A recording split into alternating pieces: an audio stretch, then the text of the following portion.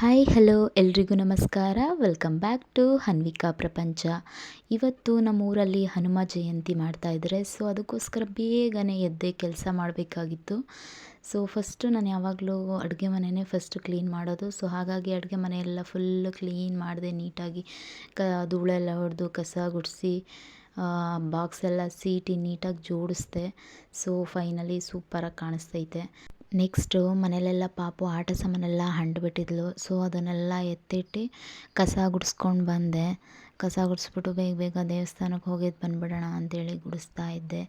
So ಗುಡಿಸಿ ಮುಗೀತು. ಇವಾಗ ಒಂದು ಬಕೆಟಲ್ಲಿ ನೀರು ತೊಗೊಂಡು ಬಂದು ಒರೆಸೋಣ ಅಂಥೇಳಿ ಒರೆಸ್ತಾ ಇದ್ದೀನಿ. ಸೊ ನನಗೆ ಒಂದು ಸರಿ ಮನೆ ಒರೆಸಿದ್ರೆ ಯಾವಾಗಲೂ ಒರೆಸ್ದಂಗೆ ಆಗಲ್ಲ. ಎರಡೆರಡು ಸರಿ ಒರೆಸ್ಬೇಕು ನಾನು ಯಾವಾಗಲೂ. ಒಂದು ಸರಿ ಒರೆಸಾದ್ಮೇಲೆ ತಿರ್ಗಾ ಇನ್ನೊಂದು ಸರಿ ಒರೆಸಿದ್ರೇ ಮನ್ಸಿಗೆ ಸಮಾಧಾನ. ಹಾಗೆ ನಾನು ಮನೆ ಒರೆಸ್ತಿದ್ದೆ. ಸೊ ನನ್ನ ಮಗಳು ಅವರಪ್ಪ ಬಂತು ಅಂತ ಹೇಳಿ ಆಚೆ ಕಡೆ ಹೋದ್ಲು. ಫ್ಯಾನ್ ಹಾಕ್ಬಿಟ್ಟು ಬೇಗ ಆರ್ಕೊಳ್ಳಿ ಅಂತ ಒರೆಸ್ತಾ ಇದ್ದೀನಿ. ಬೆಳಿಗ್ಗೆನೇ ನೀರು ಬಂದಿದ್ದರಿಂದ ಸೊ ನಮ್ಮ ಅತ್ತೆನೇ ಬಾಗಿಲೆಲ್ಲ ತೊಳೆದ್ಬಿಟ್ಟಿದ್ರು. ನಲ್ಲಿ ನೀರು ಹಿಡ್ಕೊಂಡು ತೊಳೆದಿದ್ರು. ಕೆಲಸ ಎಲ್ಲ ಮುಗೀತು. ಸೊ ಅಷ್ಟರಲ್ಲೇ ನಮ್ಮ ಮನೆಯವ್ರು ಬಂದರು.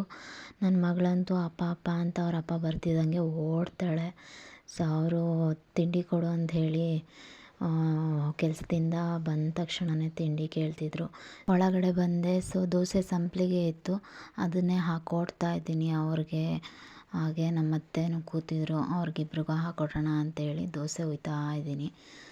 ಸೊ ನಾನು ತಿಂಡಿ ತಿಂದಿರಲಿಲ್ಲ ಇನ್ನೂ. ದೋಸೆಗೆ ಬಾಳೆಕಾಯಿ ಗೊಜ್ಜು ಮಾಡಿದ್ದೀನಿ. ಮೊದಲಿಗೆ ಎಲ್ರಿಗೂ ಹಾಕ್ಕೊಟ್ಬಿಟ್ಟು ಆಮೇಲೆ ಕೊನೆಯಲ್ಲಿ ನಾನು ತಿನ್ನೋದು ಯಾವಾಗ್ಲೂ ಅಷ್ಟೇ. ಬೆಳಿಗ್ಗೆ ತಿಂಡಿನೂ ಅಷ್ಟೇ, ಮಧ್ಯಾಹ್ನ ಊಟನೂ ಅಷ್ಟೇ, ರಾತ್ರಿನೂ ಅಷ್ಟೇ. ಎಲ್ರಿಗೂ ಹಾಕ್ಕೊಟ್ಬಿಟ್ಟು ಕೊನೆಯಲ್ಲಿ ತಿಂತೀನಿ ನಾನು. ಸೊ ಅವರಪ್ಪ ಅವಳ ಮಗಳಿಗೆ ಫೋನ್ ಹಾಕ್ಕೊಟ್ಬಿಟ್ಟು ತಿಂಡಿ ತಿನ್ನಿಸ್ತಾ ಇದ್ದಾರೆ. ಅವಳು ಅಮ್ಮ ನೋಡು ಅಂತ ತೋರಿಸ್ತಾ ಇದ್ಲು. ಸೊ ಅವಳದು ಸ್ನಾನ ಮಾಡಿ ಮುಗೀತು.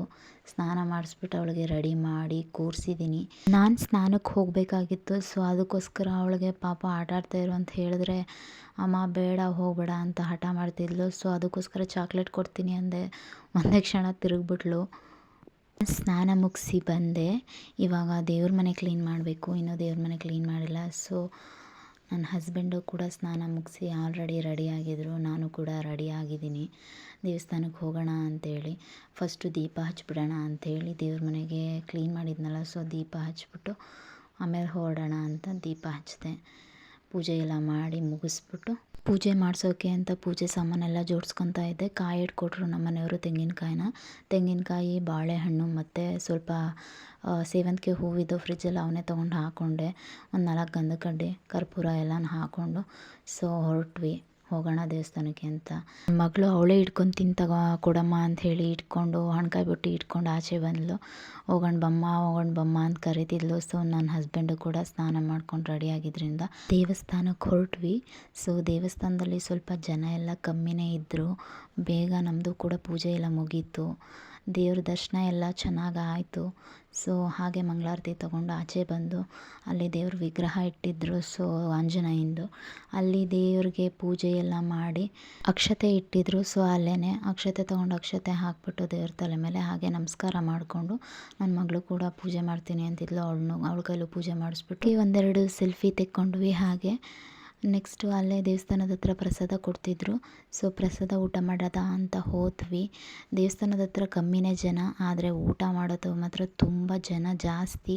ಹಂಗೋ ಹಿಂಗೋ ಸೀಟ್ ಹೆಂಗೋ ಸಿಕ್ತು. ಸೊ ಪ್ರಸಾದ ಅಂತೂ ಸೂಪರು, ಸಖತ್ತಾಗಿತ್ತು.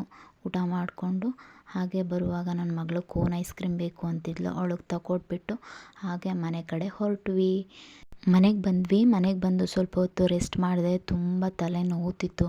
ಸೊ ಅದಕ್ಕೋಸ್ಕರ ಟೀ ಮಡಿಕೊಂಡು ನಾನೇ ಆಚೆ ಬಂದು ಕುತ್ಕೊಂಡು ಕುಡಿತಾ ಇದ್ದೀನಿ. ಆಚೆ ಬಂದು ಕುತ್ಕೊಂಡು ಕುಡಿಯೋದೇನೋ ಒಂಥರ ಮಜಾ. ಸೊ ನನ್ನ ಮಗಳ ಜೊತೆ ಸ್ವಲ್ಪ ಹೊತ್ತು ಹಾಗೆ ಟೈಮ್ ಸ್ಪೆಂಡ್ ಮಾಡ್ತಾಯಿದ್ದೆ. ಅವಳನ್ನ ಆಟ ಆಡಿಸ್ತಾ ಇದ್ದೆ. ಅದಾದಮೇಲೆ ನಾನೊಂದು ಮೀಶೋದಲ್ಲಿ ಆರ್ಡ್ರ್ ಮಾಡಿದೆ. ಸೊ ಆಲ್ ಇನ್ ಒನ್ ಅಂತ ಬುಕ್ ಆರ್ಡ್ರ್ ಮಾಡಿದೆ ನನ್ನ ಮಗಳಿಗೆ ಅಂತ, ಹೆಲ್ಪ್ ಆಗುತ್ತೆ ಅಂತ.